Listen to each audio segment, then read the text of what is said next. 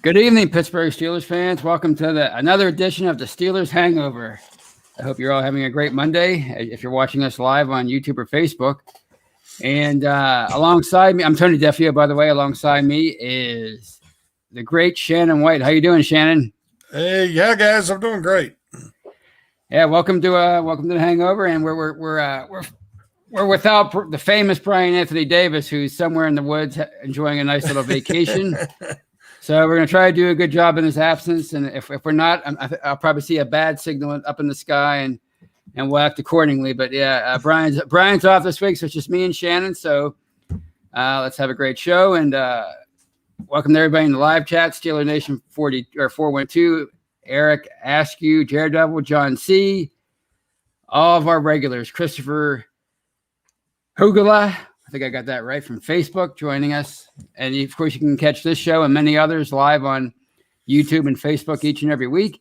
And if you miss us live, you can catch any of these live shows on an audio platform of your choosing after the fact. And of course, we have audio only shows such as the Retro Show, the Stat Geek, Let's Ride, the Live Mic. The list goes on and on and on. So please check us out.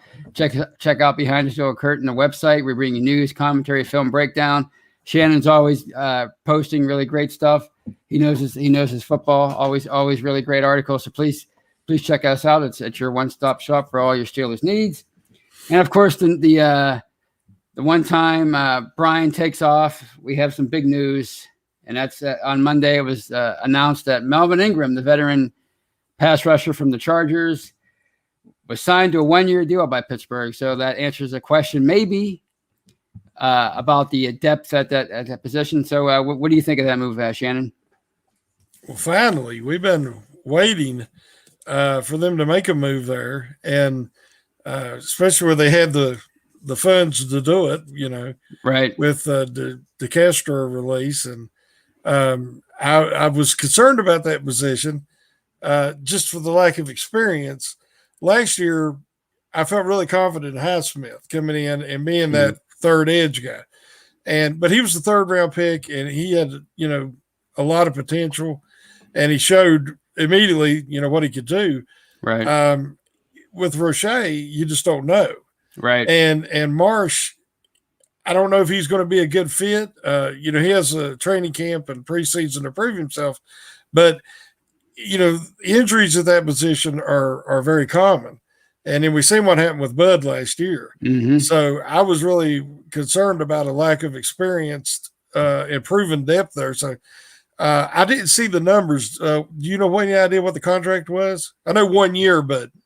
Yeah, that's all I saw too. I was looking for figures. They usually don't release that stuff right away. Usually you have to find out about it like through one of these national insiders, like Adam Scheffner or something. So maybe that'll be coming in the next a few hours, maybe a couple of days. But yeah, they didn't release any numbers. But I can't imagine it being a ton of money for a veteran like that who's was sitting out there for the longest time, and he was on a long list of players that seemed pretty prominent. Him and Justin Houston, Malik Hooker, Austin Ryder, the center, and. He's had back-to-back injury-plagued seasons. Yeah. So I figured it drove his price down. I'm hoping at around $3 million, somewhere in there, maybe some, performance bonuses, but with his injuries that he's been dealing with, he could be in the perfect situation on a 1 year prove-it deal with the Steelers because he's not going to be asked to play extended minutes. Right. Maybe 15 to 25 snaps a game. And, then he can go all out and it might reduce his risk of injury, and it might get him a better contract next year, even if it's elsewhere.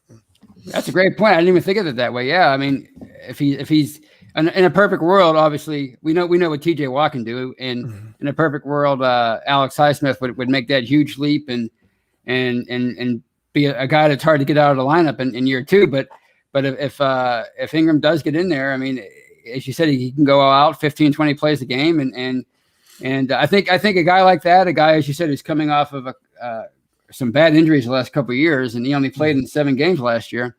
If he gets 15, 20 snaps a game and really shows out, then maybe that's all he needs to prove himself. And maybe he can go for multi-year deal following 2021 with that once he hits free agency again. But I like it. I like it. Again, there's questions about his health, but any free agent who's still out there in July, there's going to be question marks. So there's a reason, yeah.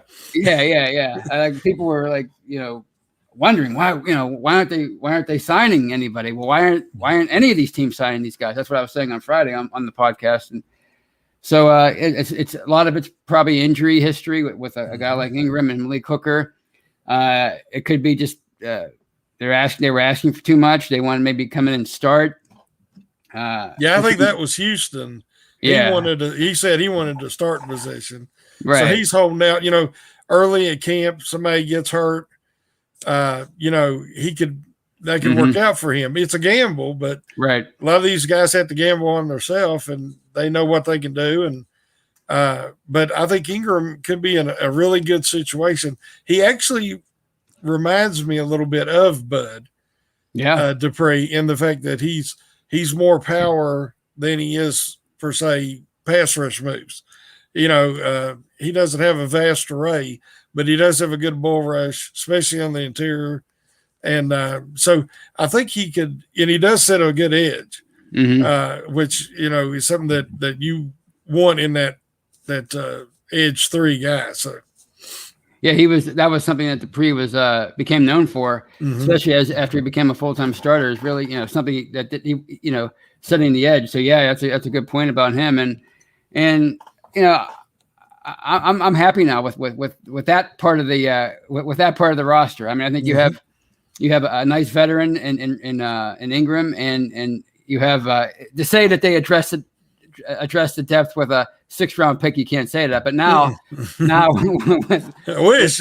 Yeah, exactly. And the great thing about it is, Roche can possibly maybe learn. I hate to say sit and learn because people say it about quarterbacks, and I don't know if you can do that, but he could play. He could play. Get in on special teams and kind of cut his teeth that way, and kind of learn the Keith Butler system, and who knows, maybe he'll develop into something by the end of the year. As far as Marsh, I'm not sure about him. He's bounced around so much that but again, with Ingram, I think it makes that position look a heck of a lot better than definitely absolutely, because I mean, if somebody gets hurt, and you don't have a guy like Ingram in there, gosh, you're gambling on a lot of things. You're gambling on an unknown like Marsh. And certainly you're gambling on a total unknown in a rookie 6th-round pick. So I agree. I think it's a good move. And before we continue, I have to get this in there. I might never live it down. And that's one of our regulars, if I can find it. It's Felicia Ballard. Today's her big day. So her big birthday. So happy birthday. Felicia. Yeah. Look at that. Birthday girl's in the house. I won't say the age, even though she did. Enjoying it. It's a joy to share it with my crew, Cree, Daredevil, John C., Snowman, Brad, Sean, Tony, Shannon, Javier, and the BTSC family. So happy birthday. I'm good at remembering birthdays. Yeah, so let's see. July 19th. I'll never forget it. When's your birthday, Shannon? August 9th. That's right. You said that last week, and I forgot. Yeah, it's coming up. Yep. Even though I just said I remember birthdays forever. But hey, Tony. Yes, sir. You go ahead and sing the happy birthday song, and I'm going to listen along. Happy birthday to you. All right, that's all I can do. All right, my throat. Oh, yeah, I understand. You would normally be much better. Right, yeah. Now I'm like sort of taking Brian's spot for that. I can't ruin my pipes. I got to. Do you mean Brian Anthony Davis? That guy, yeah. How many times is that mentioned? We got a quota here. I think we're up to 4. We have 11 more to go. Okay. I have it written down somewhere. Like I said, he'll have that bad signal up in the sky if I don't. So happy birthday to Felicia. Yes, happy birthday. All right. So before we continue with our other topics, I actually, do you think is there anything else you think they should address as far? I mean, there are question marks at cornerback and maybe even still with the line. Although I don't know about that anymore. But do you think? Is there anything else that you would want them to address with any of these guys that are still out there?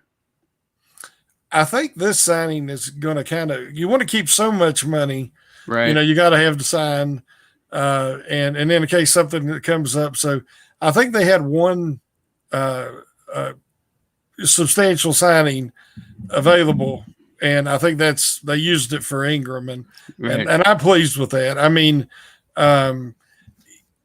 Hooker, I just don't know if we definitely needed the edge more, I felt. Mm-hmm. And like I said, the offensive line, it is unproven, of course. Right. But I don't know who's out there that would have necessarily come in. That the guy that, you really were looking at was Turner, and they got him. Right. So, I think this was the really one of the best decisions they could have made. And then we'll have to see at cut down time, who might come available.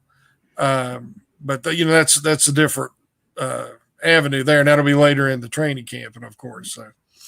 Yeah, I kind of agree. I think I agree with you. I think they're pretty much done with signing, because I think there's more potential there at cornerback as far as young guys that maybe they could develop. A lot of people are excited about James Pierre and I'm one of them.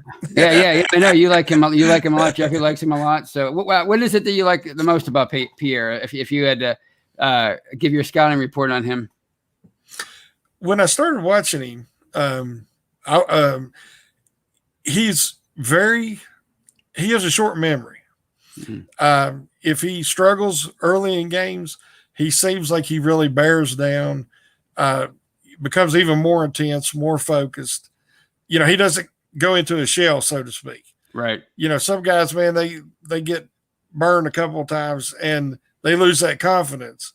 Mm-hmm. And he's always moves on to the next play. I don't know if he has short-term memory loss or what it is, but he's very physical in the running game. We only got to see a little bit of that last year because he was, mostly used in obvious passing situations, but he really comes up and plays the run hard. He's physical and aggressive, and I like those two things. Plus, he's at least 6'1". I've seen him listed 6'1", 6'2", so that's very good length. And has the longer arms, which he uses effectively in coverage, and to jam guys at the line. Mm-hmm. So he can play little man, he can play zone, and which that's our MO. I mean, that's what the Steelers do. Right. And so I was excited for him because I thought he could immediately come in and show that physicality and confidence in camp. I didn't expect him to make the roster per se. Right. So that was a pleasant surprise for sure. Yeah, and that's something that we'll never know what they're thinking on these guys, but they might be super excited about a guy like James Pierre, which is why they're not, they didn't decide to really address the cornerback position in the draft, and maybe that's why they didn't decide to go and search for a replacement for Steven Nelson in free agency. Maybe that's one of the secret reasons why they decided to cut him and save some money, because maybe they're that confident in a player like Pierre, or perhaps Justin Lane. I mean, I'd say there's probably at this point more of a chance that James Pierre might be something than Lane, but based on last year. But then again, it was his first extensive action, so he has, he needs a chance to get out there again and see if he's improved at all. But yeah, I like what you say there. I think he seems more of a big physical corner than what they have. They usually don't have a lot of those guys. And if somebody like that can become the starting number 2 corner, if you want to call it a number 2 corner, I don't know if that even exists anymore with so much what's the word I'm looking for? Sub packages. Mm-hmm. But if he can be that second starting corner, then I think that's even better for a player like Cam Sutton, who can slide into the slot, and plus he's really versatile. He can play obviously corner, and he played a little bit of safety too. So I think that would bode well for them if he's if he can make that leap in his second year, and if he's somebody that they can develop. Because a player that just left here, Mike Hilton, he was an undrafted free agent, and he came out of nowhere and became one of the best slot corners in the league. So if they can do the same thing with James Pierre, and he does that at the on the outside, I think that would be because you need to develop guys like that. You can't not every player you develop can be a premium pick. You have to hit on some of these undrafted free agents. That's what the key to that, and the Steelers are really good at it, is recognizing guys that fit their system. Mm-hmm. And, Pierre run like a 4.6, and immediately that's going to drop a guy down. Say he's a 4th, 5th round, projection. Mm-hmm. He runs that 40. Maybe some of his shuttle times wasn't quite as good. They're going to drop him down to where he might go undrafted. But the Steelers know what they're looking for, mm-hmm. and that's why they could get a guy like Kilton who played like an undersized safety, a mini linebacker, if you will. And they knew how they wanted to utilize him in that slot position. Same thing with Pierre. Mm-hmm. He might not make it on some defenses where they ask him to match up man-to-man for the whole game on the outside, but the Steelers are not going to do that. They're going to mix up coverages, and you need a certain amount of intelligence and again, the confidence. And once mm-hmm. they find that match, they're really good on these undrafted free agent guys on the offensive line, in the secondary. Yeah. Even some of the linebackers have been that route, and like Spillane, another guy, he's a tweener. He's not really a buck. He's not a Mac, mm-hmm. but he really fits their system, and they picked him up off the trash bin or trash heap. So, I always root for these guys, because it's financially beneficial to the Steelers, right? So not only do they get a chance to have a professional career, and they just, all of us Steeler fans just love them because we love the underdog. Oh yeah, and but it also just helps the salary cap, because if you're not having to pay them, say a second, third, fourth round draft slot, it opens up a lot of money that you can use to keep your own and mm-hmm. to pay fair market value and keep them around. So that's the reason the Steelers have been able to do what they've done and be so consistent. Part of the reasons that they're really good with them undrafted free agents. Yeah, you mentioned the line, and when they were trying to rebuild that line, they were using a lot of premium picks. Obviously, Pouncey, first rounder, DeCastro, first rounder, Marcus Gilbert. But before any of those guys even came along, they signed Ramon Foster in 2009 out of Tennessee, and by 2011 he was a fixture on that line. And he was so durable, and you need to develop. You can't just, like you said, like I said before, they can't all be premium picks. You have to be able to develop these undrafted guys, lower round picks, and Foster, to me, one of my favorite all-time favorite Steelers. Yep, me too. And he was such a durable presence and a fixture and a team leader. So and Villanueva. And Big Al, that's right. Big Al was another one. A tight end and defensive end, and then he becomes the left tackle, and then he's had an excellent career. And again, a guy nobody wanted, anybody could have had him, and yeah. I mean, they identified him, they developed him, and of course, he had the best coach possible as far as offensive line coaches, and Mike Munchak. So I mean, it was a perfect storm, and and he actually got some pretty decent contracts. Left tackle obviously is going to be more valuable than a left guard. But yeah, he was able to parlay that into some Pro Bowl years and a decent contract or two. So yeah, I mean, let's hope James Pierre is that equivalent in the secondary. And it seems like there's one every year. Yeah. And this year you just wonder who it is. Right. Yeah, and I'm excited about Spillane. I mean, I think he's someone, undrafted free agent, and he obviously showed a lot in the running game last year playing the run. But I think Jeffrey Benedict, some other people said he was much better in pass coverage than people thought. I mean, he seemed like a pretty decent athlete, and somebody maybe that could be an upgrade as far as athleticism over Vince Williams.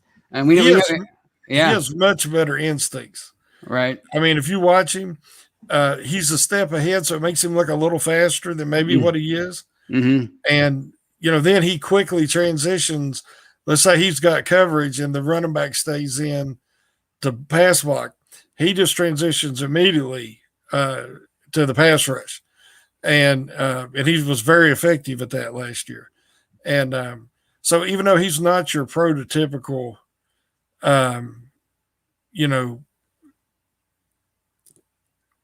he's neither, like I said, he's neither a Buck or a Mac, but he can play alongside Bush because he might be an upgrade over Vince at this point in their career.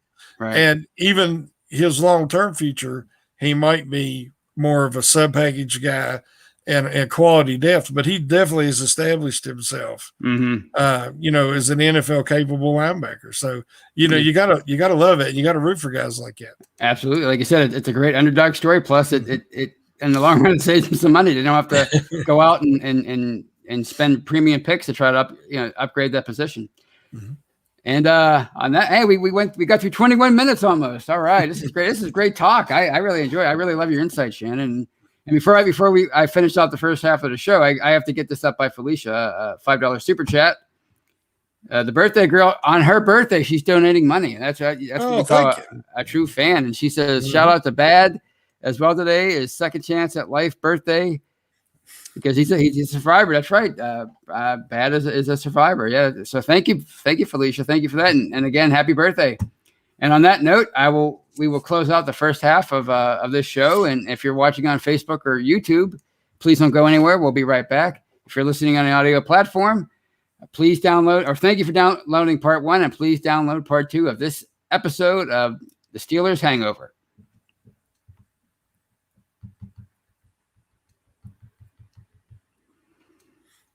And welcome back, Steeler fans. Welcome back to part 2 of this episode of the Steelers Hangover. I am Tony Defio, and he is Shannon White.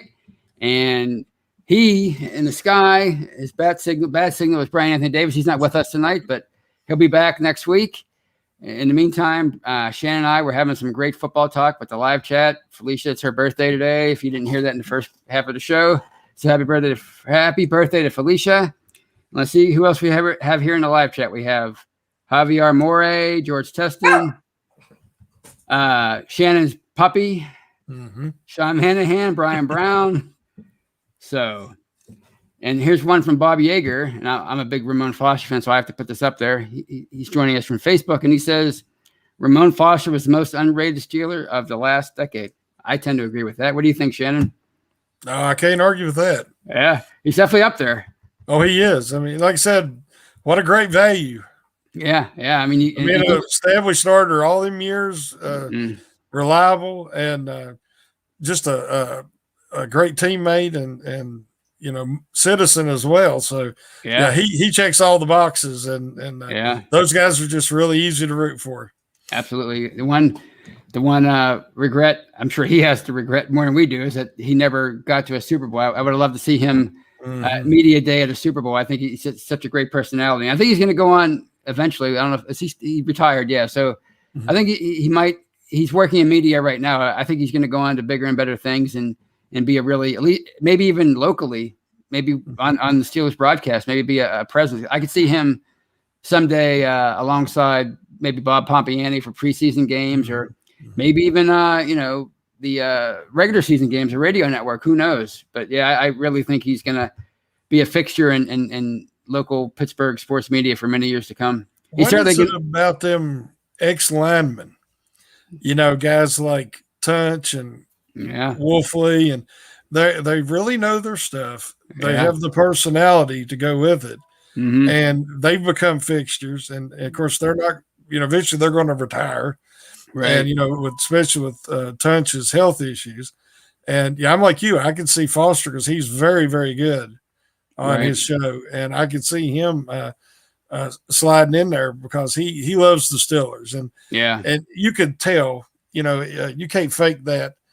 And so I think we all can enjoy that and appreciate his love for the franchise. They give him a shot, they give him a chance, and he earned it. But he appreciates that, and his legacy is such that legacy matters. Yeah, he'll always be a legend around here. So I really. I'm looking forward to see what he has in store for his post-football career. And on that note, let's move on to our second topic, and that's more nostalgia stuff and more, fun stuff, I think.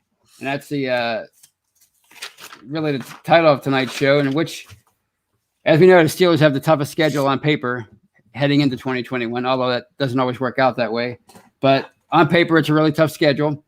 And if the Steelers are going to have a great season, and we're all hoping that they do, make it back to the postseason, maybe win the division again, but certainly have go further than they did last year, they're going to have some memorable games along the way. So there's certainly a lot of candidates on here on the list. So I'll start with you, Shannon. If you had to pick one game to start that could really, if they go on and win that game, it could really prove to be a memorable either victory for them or just a memorable night or day along the way to a victory. Which one would be first that you would pick?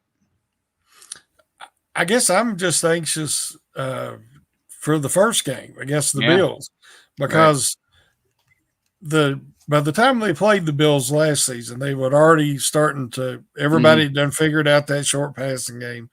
Everybody knew they couldn't run the ball, and then they didn't have Bud Dupree, right? And so there was other injuries on the inside at the inside linebacker position, and I don't think that they give a true showing of what they were capable of. Right. And Buffalo has established themselves. They're the real deal. Right. They're going to be a contender in the AFC. And to have to open the season in Buffalo, I think we'll learn a little bit about how committed are the Steelers to running the football. Like we had an article on site today about that by Dave Schofield. And I believe that, they really don't have a choice anymore. Right. You've got Ben's 39. He can't carry the offense any longer. And you want to protect him as much as you can. And you got Najee Harris. He needs touches. He's going to have to build his confidence and develop a feel for the professional game. And, they're going to have to rely on that defense, which I think should still be top notch. It kind of lean on that running game a little more and establishment, because it's a mindset. The guys they have now are much more physical and more power players. And even the backups, the guys they have, they've tried to bring in a certain mindset and a certain type of player. But I think they need to show that first week, win, lose, or draw against the Bills. They need to show that it is a changing of the guard, Matt Canada's offense, and show better than they did, let's say, a couple years ago when they got blown out in New England opening game. Yeah. That set a bad precedent. Right. They wasn't on the same page. They had some changes there. And, of course, Ben was injured. We didn't know how bad, of course. But I'm really anxious to see that first Bills game, because if they can come out and start to establish the run and be more of a physical offense, I think they could do it against the Bills defense. And have Ben, kind of do the John Elway at the end of his career impersonation. I'll feel much better about the prospects of the rest of the season. Oh, that's great stuff, man. I love this. I love your insight. This is. I didn't even think of stuff in that regard. I'm thinking more like theater, but yeah, that's great insight. If they can establish a running game, establish a different identity from what they had last year. Yeah, I mean, if they can come out and beat a really good AFC contender in week one, I think that can set a tone. And, it would prove to the world that maybe they're better than people think, but really, who cares? It's proving it to themselves that they're a real deal. And they really, as you mentioned, they kind of caught Buffalo at the wrong time last year, or Buffalo caught them at the wrong time. They were struggling. And even the year before, they were on a roll when Buffalo came to town for that Sunday night game. But their quarterback was Devlin Hodges. I mean, we were all excited about him, but as far as a defense that was going to expose him, and a cornerback that was going to expose him, it happened that night, and they were never quite the same after that. but they gave him a game really both times. I mean, things kind of unraveled for them last year towards the end of the first half, but they really looked like they were the better team early on, and then it kind of fell apart. If they can get a win in week one, and I think it could really, like that Houston game from '92. I mean, we're going back a long ways. Bill Cowher's first game. Nobody really believed that they were going to be any good that year, and they went out and they overcame a 14-0 deficit early on in the Astrodome and won that game. And it really, of course, it helped that they went on to win the division that year and capture the number one seed. If they had like a 4-12 year, I'm sure people wouldn't remember that game at all, but people remember that game quite fondly. And it's because it set a tone and it put Cowher on the map. And I think that's one game that they could really create some memories. And just another one that I had in mind, simply because every time these two teams get together, it's nuts. And that's week 4 at Green Bay. It's a 4:25 start. I assume Aaron Rodgers is going to be there. I don't know. At this point, he's still on the team. But they haven't really played him since Super Bowl 45. That's the last time they faced Aaron Rodgers. But obviously that was a crazy game, a disappointing loss. But the year before they had that crazy game in Heinz Field, the walk-off touchdown to Mike Wallace, from Ben to Mike Wallace. But even the 2 games since then without Rodgers, it was Matt Flynn in 2013, next to the last game of the year. That was just an exciting game, and Pittsburgh won at the end, and it kept their playoff hopes alive. And then a few years ago, Brett Hundley was filling in for Rodgers, and that was a wild night. That's when the Steelers defense was, I think Shazier hadn't even gotten hurt yet, but their defense was just struggling by that point, and teams were figuring out their weaknesses, and Huntley had a great game against them. And that was the game that Chris Boswell kicked that 53-yard field goal at the end, and was hoisted up on the shoulders. I think it was Pouncey and somebody else. It was a really memorable night. It was like Sunday Night Football. So it seemed like every time these two teams get together, it's just a wild game. So I expect it to be that way again. And then they close out with back-to-back games with Cleveland and Baltimore. So I think if the race is close for the AFC North, those games are going to be memorable. What are your thoughts on that? Oh, it'll be brutal. Yeah. I mean, that's the whole thing. They got to be in position for those last 4 to 5 games. Right. I'm hoping that they pull a Tampa Bay Buccaneers this year. Yeah. Because the Buccaneers come out, and at the beginning and even in the middle of the season, you look like they might not gel. Right. They brought in a lot of talent, but there was so many changes. And, and you're starting to wonder, is this going to be a contender like everybody thought they were going to be? At one point, they might not make the playoffs. Right. And but they just kept getting better. And you could see it. And then I'd be like, oh, brother. I mean, the NFC better watch out. And because you want to be hitting your stride right there at the beginning of the playoffs. That's how the Steelers, become one of the first wild card teams to go all the way through. They of course, that the Bettis play running over Urlacher, to help win that game. And that just kind of everything springboarded off of that. Right. And last year I was shocked when they started 11-0 with being coming back from that complete elbow reconstruction and everything. I was like, I wasn't expecting that at all. Right. And I know they played some other teams that, were in disarray due to injuries and whatnot, but the Steelers had a little bit of advantage because they had familiarity with each other, right? Where they had some stability, especially in the coaching staff. But that's just who the Steelers are. But right, I was like 11-0. I started to believe, but I kept writing when we would do our quarterly grades. I was like, they got to start, gelling. They got to hit a stride, and you want to get better, improve each quarter of the season. But that last quarter of the season is when they fell off so bad. Right. And we talked about it in them articles. It's like, hey, man, are they going to develop this running game? Are they going to start focusing on at least being a threat to run the football. Right. And I think that's when I realized they couldn't do it. It wasn't that they wasn't trying.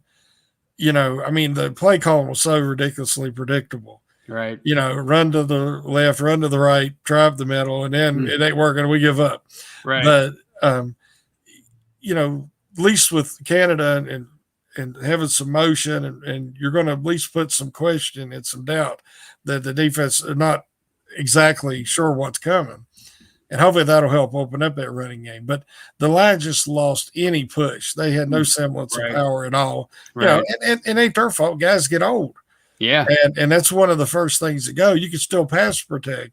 Right. But as far as when they would be down at the goal line, like against Washington, not only did they not get any push, they got pushed backwards. Right. Yeah. That can't happen. It just can't happen. And but if the other team knew that they were needed or wanted to run the ball, like in those situations, they had no chance to get any push. And so at the very least with these new guys, we should have some power in there with Dotson and Turner and I'm hoping it's Green, right? Because he's so explosive. He's not a large guy, but he comes off that ball with so much explosion that he usually gets a guy at least turned, if not, some push. So that's something they're definitely going to have to improve on, and even if it's not on the goal line, it'll keep them drives alive. But I'm hoping that they can improve as the season goes along, keep the record good enough, and that's an incredibly tough division, right? To have a chance to win the division, because I don't know if two teams will come out of the North this year, because I'm expecting maybe 10-7, 11-6 is going to win the division. Right. Yeah. That's the thing. I think they have the overall roster makeup of they can finish anywhere between, like around 500 to 10 and 11 wins, like most of the teams in the NFL. So when people say, well, they're when people are writing them off so early, I just don't get that, because you mentioned the Buccaneers, and they were a team that just struggled all for 3/4 of the season. That their bye came at just the right time. Steelers fans probably don't want to hear that based on what happened. Right? Yeah. So their bye came along just at the right time. They went in the lab, to quote Mike Tomlin. They kind of figured some things out. They eliminated some things, and they started playing to Tom Brady's strengths a little bit. And that defense was just phenomenal with Shaq Barrett and everything. And they got on a roll and got hot at the right time. So I hope they can just kind of figure out their identity early on. Maybe hopefully they get off to a hot start, but certainly tread water for a little bit and then establish some things. And that line, you mentioned the aggressiveness, at least the aggressive attitude with a lot of these guys. Trey Turner, Kendrick Green has that attitude. We know Kevin Dotson does. Zach Banner is a kind of another like brawler type. A road grader. So, I mean, they're definitely trying to change their identity. Adrian Clem, from what you heard in minicamp, his rhetoric is definitely more aggressive as far as supposedly the way he's teaching and interacting with these guys. So hopefully it'll carry over. And like guys like you always say, and I always hear Tunch and Wolf and all these guys that know the running game. You have to keep practicing it. You have to keep at it. You have to kind of keep pounding that rock until you break it. So, I mean, these guys are obviously playing the league for many years, and Tunch was a Pro Bowler. So if they're saying it, there has to be something to it. So hopefully, if they can practice that and establish that identity and not give up on it, that's the key. And that's going to be the tricky thing with Ben, because he's such a talented quarterback. Even though he's 39, he's accomplished so much. And, he's done so much and he has such great abilities. At least he certainly probably still thinks that he does, even though he's older. So, if it gets to a point in a game or a season where the running game's not working, are they going to give up on it? Are they going to try to rely on his right shoulder or is he going to, want to kind of maybe take over some games, like he did with Fickner, calling the plays, changing plays at line of scrimmage. So that's going to be the tricky part, convincing Ben at 39 to kind of stick with that running game, even if it's not working. So It's going to be interesting. And I'm concerned that if he doesn't do that, it's easier to run block than it is pass block. mm-hmm. It takes cohesion and chemistry, and it takes longer to develop the pass blocking. Right. And if he doesn't commit to the running game to take some of that off him, and he tries to revert back, I'm afraid that he's going to get injured because, we don't know about Banner's pass blocking. I have faith in him as a run blocker. Right. But I think that Okafor has the physical abilities to be a good pass blocker, but he's unproven on the left tackle position. Right. And so I'm kind of, again, I think Ben doesn't have a choice either.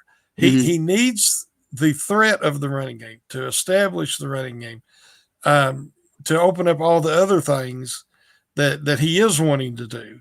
Right. And when you talk about this new expanded season, 17-game season, it's going to be even more of a grind because the Steelers have one more preseason game than anybody else besides the Cowboys. Right. So some of these guys are going to be playing an even longer season before the playoffs even get here.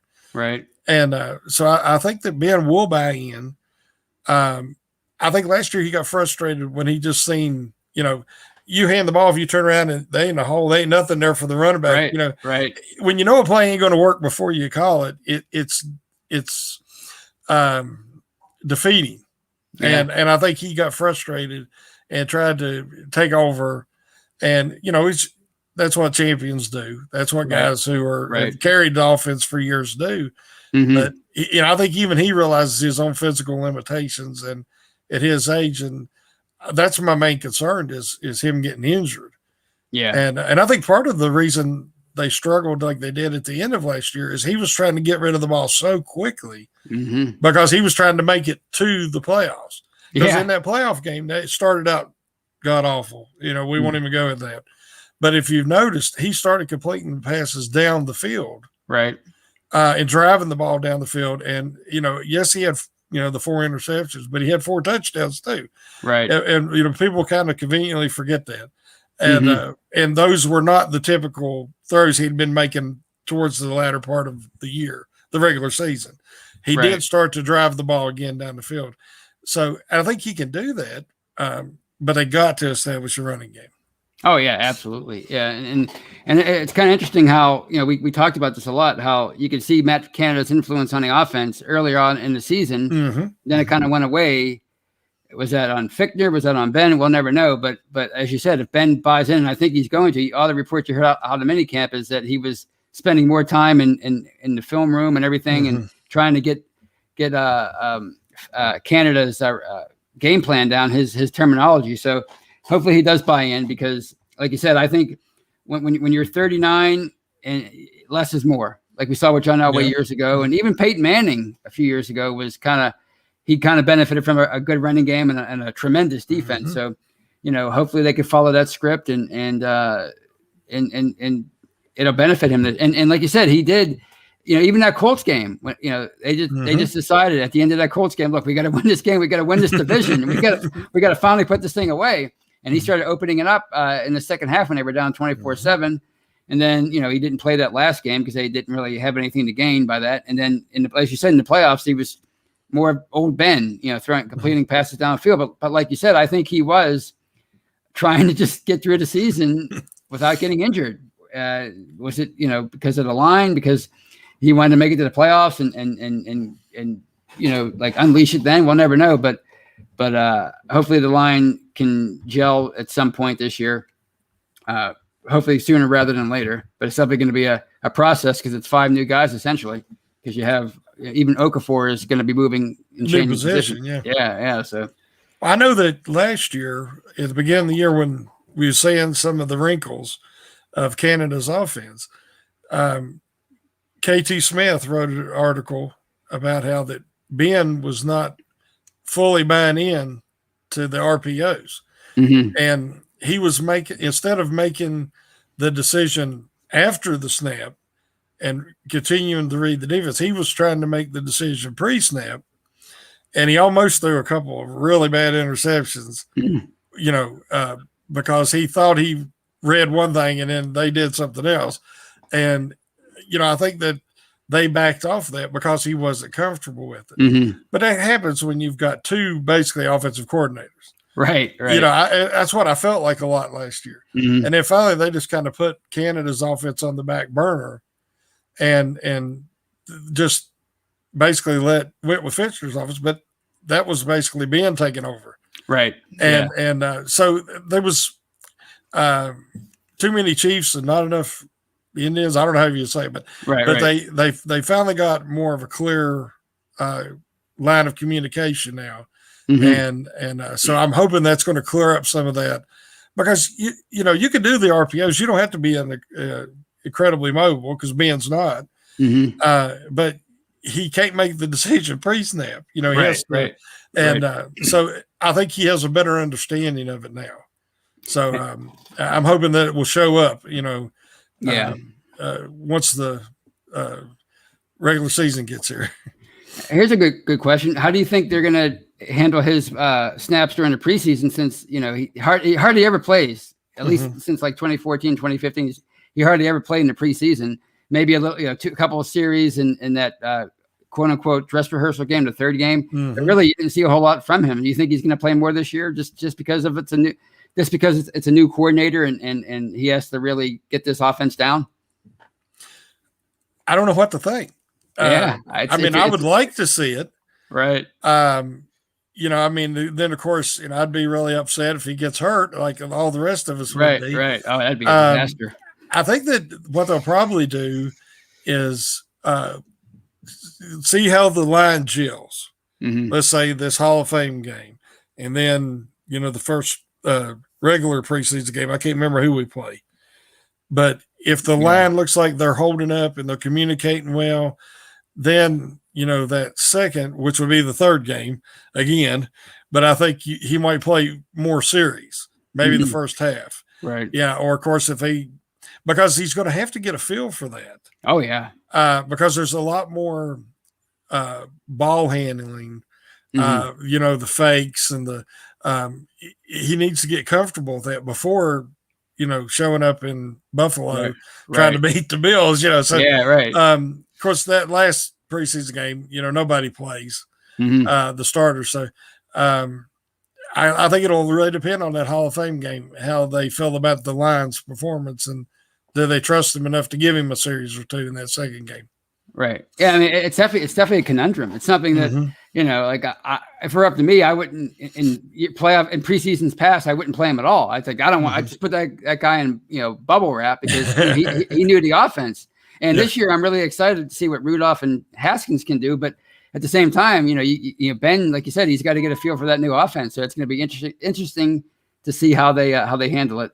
And before we continue, I just have to get this up there. Another super chat from Snowman, $5 super chat. And he says, prayers go out to Just Me. She's a regular on all of our podcasts. She was sick, but I forget what happened to her. Well, Snowman, thank you for the $5. But she was on my podcast, on my solo podcast on Friday. So hopefully you're talking about something that happened before Friday and not since Friday. But if it's since Friday, yes, I agree. Hopefully she's doing okay. But thank you for the $5. Definitely, yeah. Absolutely. Thank you for the shout out for her. So, and I think Bad Itch said earlier, speaking of that, Bad Itch said his mother was sick, and so prayers out to Bad Itch too.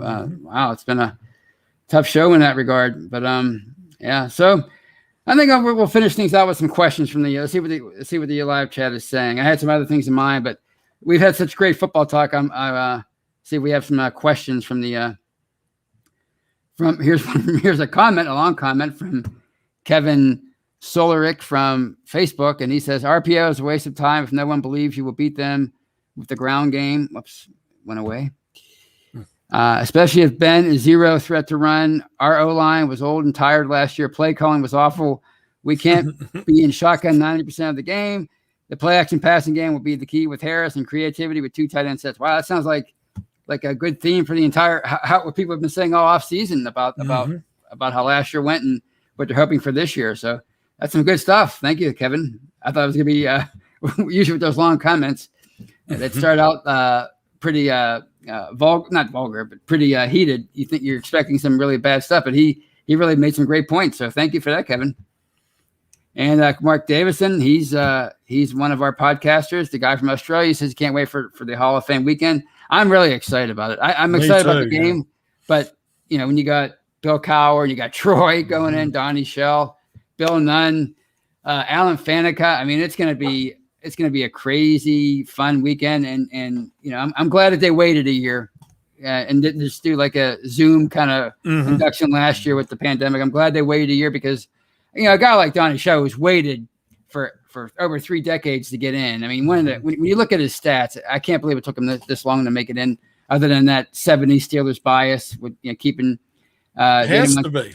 Yeah, because when you look at his numbers, I mean, he was so clutch. Brian and I do the retro show every week, and every time there's a game involving Donnie Shell, he's always making a play at the end. It's unbelievable how good this guy was, and for him to last that long. So I'm glad that he's going to get to experience the full thing.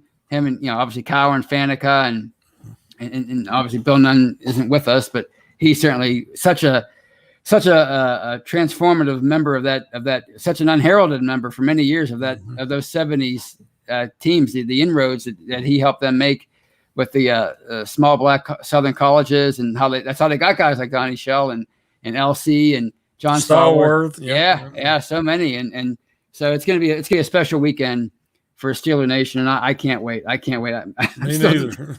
I went down one year, me and my old girlfriend, like the last time they went to the Super Bowl. We went down. It was such a great experience, but we didn't stick around for the induction because we had to get back. But that was a fun time, and I really want to get back to the Hall of Fame.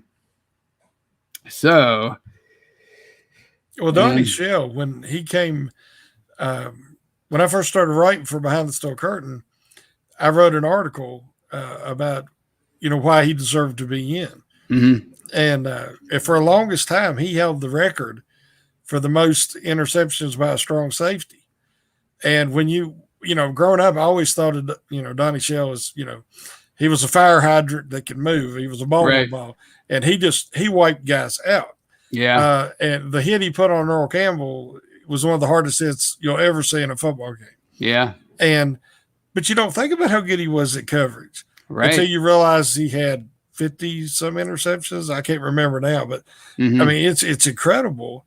And then you look back, you're like, he did get a lot of interceptions. It seemed like they were in the fourth quarter a lot. Right. To close out a game. Troy had that ability. Palomalo. And those are two of the best strong safeties. And both of them former Steelers. So I'm glad he's still alive and he can, in good health, he can be there. Like you said, they didn't do some kind of Zoom thing, They actually waited, and now his family can be there, and Steeler Nation can be there because it's just a special occasion. Yeah, it is, and they have maybe arguably the 2 best safeties in team history going in at the same time. And they represented the team and their 2 Super Bowl eras. So I think it's just going to be awesome. So, next it has to be LC Greenwood. I agree. Like I said last week. Yeah.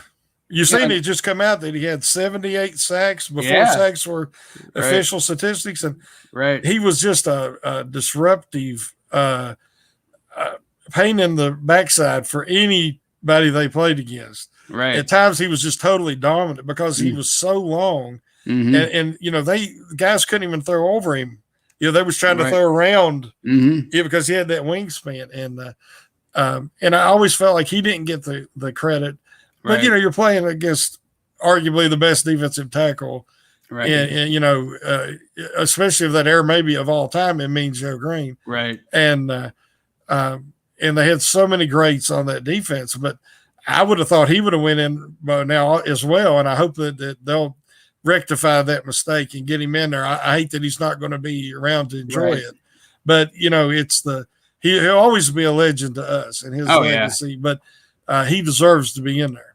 Absolutely, yeah. Like he doesn't. When you look at overall pass rushing numbers, even with these unofficial numbers thrown in there now, thanks to the research done by Pro Football Reference, he doesn't measure up with the all-time leaders, but he was the leader. He was the unofficial sack leader of maybe the greatest defense ever And, he passed the eye test like Lynn Swann and John Stallworth. They didn't put up great numbers as far as when you compare it to other receivers throughout history, but they passed the eye test. They were fantastic players. And if you're the all-time sack leader for the greatest defense arguably ever, then you deserve to be in a Hall of Fame. So, hopefully those sacks got spread out between him and Green and White and Holmes. And, I didn't realize that Ham had as many sacks as he had because I never thought about him as a blitzer. Right. I can remember a few, but those guys, Shell had quite a few sacks even. Right. Yeah. And you're just like, man, I mean, that was just an incredible defense. And if the Steel Curtain ain't the best defense of all time, then I don't know football. Yeah. Well, I mean, Jack Ham has said many times that front four did so much heavy lifting and created so much opportunities for him and Lambert and Andy Russell, and of course that secondary to make plays. Because Ham was one of the and Lambert was two of the greatest pass coverage linebackers ever, as far as the depth that they said that Lambert would get on in pass coverage. Down the middle was unprecedented at that time. He was just such a great athlete. People don't think of him as a great athlete because he's like such a reputation of being a tough guy with the missing teeth and everything. But he was a fantastic athlete, and of course Ham was too. And I think when he was still playing, he was the all-time leader in interceptions for linebackers. So that front four just did, and like you said, it was spread. Everything was just spread out among everybody because that front four did such a great job of just dominating the line of scrimmage week in and week out. And we can only hope that someday soon LC Greenwood gets in there. So it's been a fun show, and we're getting up against 60 minutes. So I guess we're gonna have to call it a night. And I was like, oh my gosh, how's this gonna go without Brian Anthony Davis? But I think we did a great job, and I think we mentioned his name enough. We got the quota. Brian Anthony Davis. Anthony Davis. I think we just hit the quota. We just hit the quota. That's right. You finished it off. You did the heavy lifting. You get those last few in there. So yes, I picture him with his troop in his outfit, the Boy Scout outfit, 2 or 3 sizes too small. Right. And he's protecting them from, say, a grizzly bear, because Brian's that kind of guy, Right. And he's got his collapsible spade shovel that he used to dig the latrine. And he's showing him how to defend yourself from a grizzly bear with the spade shovel.